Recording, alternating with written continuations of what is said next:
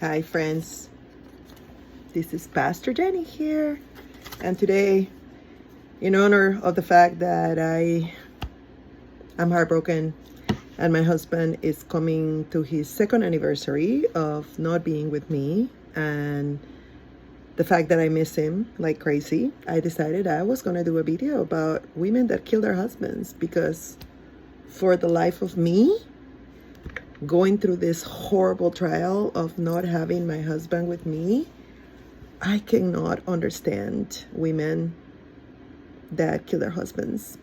And so I thought I would talk about a few of those cases that made me scratch my head. Now, Quanisha Johnson just got convicted, and her case is a difficult one. She is a woman accused of calling the police because she was afraid of walking into her house after going out with some friends. She was afraid to walk into her house without police supervision, because her husband had said, "I'm going to kill you when I see you." I mean, she made a big mistake. She tried to go out with friends 2 months after delivering a baby. So apparently that was a big problem, and I'm being sarcastic, of course.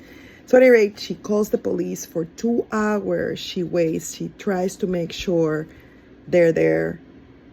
And then they come and they talk to them. And they said, "You guys go back in there and work things out among yourselves." She asked the police, what if I have to shoot him? What if I have to commit self-defense? And the policeman says, "Well, then you better be able to elaborate on why you did it." And she said, "Well, I'll do it." And that portion of the conversation got her in trouble. She was just convicted of manslaughter, which is better than malice murder. It's a complicated case because the prosecution point is she actually armed herself, but the problem is the guy had already abused her before. And so the defense said, well, she needed to arm herself because she wanted to get to her 2-month-old baby, and he had already threatened that he was going to beat her up. So how else would have she defended herself? And the argument is that she could have gone just with the iron tire thingy, the iron thing that you use to lift the car when you get a flat tire, or that she could have hit him with that and not shot him, and she shot him, and that one's complicated. And I honestly think that the only alternative was either convict her of manslaughter or simply not convict her at all, because this case is the perfect definition of what reasonable doubt is. You hear all the facts and you just go, I don't know. And if that doesn't fit the definition of reasonable doubt, then I don't know what will. But she was convicted of manslaughter, and I have mixed feelings. What about Lindsay Shiver? This is a big one. She has not been convicted yet, and she was not successful in killing her husband. She got into an affair, people with a lot of money, to the point that they have a house in Bahamas. And apparently she started developing an affair with this guy from the Bahamas. And at some point she tried to catch a ride in her husband's private jet. Not to have a vacation with them, but to just get a ride and then go to Bahamas and spend time with her boyfriend. And her husband said no, and you can see the body cam, and it's so embarrassing. And then apparently there was something happening in Bahamas, and they accessed the WhatsApp account of one of the guys that was involved in the plot, and that is when they discover messages from her that basically said, "Kill him." And so now they arrested them, her lover, and a third guy who apparently was the hitman they were going to hire. And what they're trying to say is that they were plotting to kill this guy. Well, that is Lindsay Shiver, and I'll come with more information as the case advances. But the bottom line is like they stopped her on time, so her husband is alive. But then we have very, very awful cases, right? We have the Courtney Cleany case, and this, incidentally enough, they're here in Florida. So Courtney Cleany, she killed her boyfriend, her significant other, whom she was living with, and she killed him with a knife. This case is extremely difficult to watch because there's plenty of videos and recordings that show that she was being verbally and emotionally abusive to Christiana Bocelli, who is her significant other, whom she killed. Courtney had made millions as a OnlyFans model, and she had a very explicit channel, which obviously I don't know anything directly about, but just reporting what I see on the news. And they had a lot of fights to the point where they were about to be evicted from the very upscale building where they were living because the neighbors were fed up with their fights. And it's kind of sad that although he had all these warnings, he decided to stay with her, and she ended up killing him. Then we have Ashley Benfield. Ashley Benfield was a ballerina and a swimsuit model who met her husband, married him within a few days from meeting him, and as soon as she got pregnant with a baby girl, after he had founded a dance ballet academy with her, she abandoned him. And then she started a paternity suit, issued false allegations against him who could not be corroborated. And then as soon as the baby was born and he attempted to get visitation rights, she sued him. And right before a court appearance, she shot him. Then there's the Shanna Garner. She just was arrested. By the time she ordered her ex-husband killed, they had already gotten a divorce, but they had twins, which is kind of sad too because the marriage was dissolved because of her infidelity.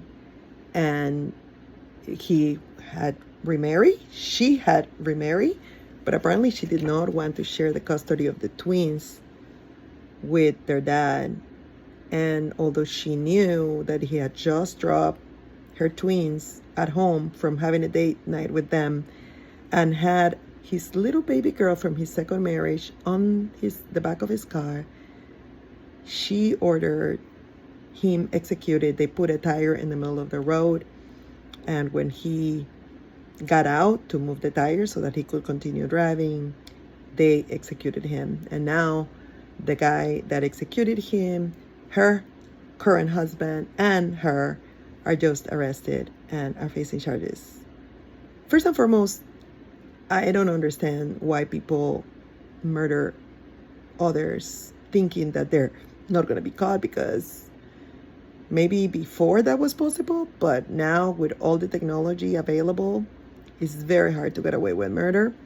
That should not be my first reason. Obviously, I'm a Christian pastor, so I believe that it is God's intention for us to love our fellow man and not kill people. But I'm just saying that, like, from the secular perspective, like, if people don't love God, like, at least, like, don't do it because you don't want to get caught.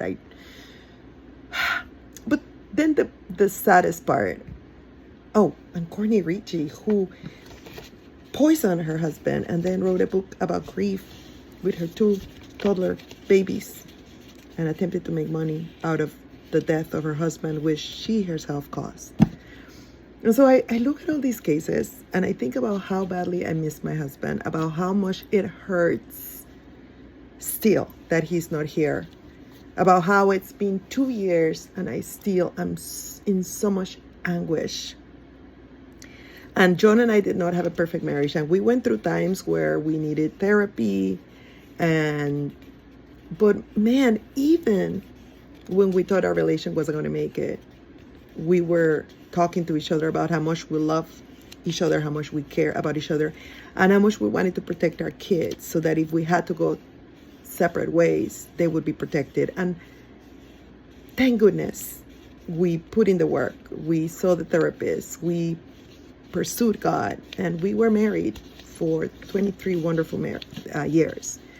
Thank goodness that we put in the work, because at the end of the day, there's nothing like having a life partner, provided, of course, he's not beating the crap out of you, right? But if you are not going to stay with your life partner, like, can we be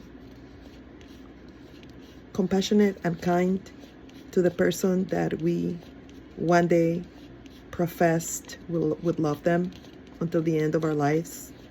Like, can we not kill them? Like, that is so awful. Like, if you have decided that you don't want to be with that man or with that woman, there are better ways to do this than killing someone.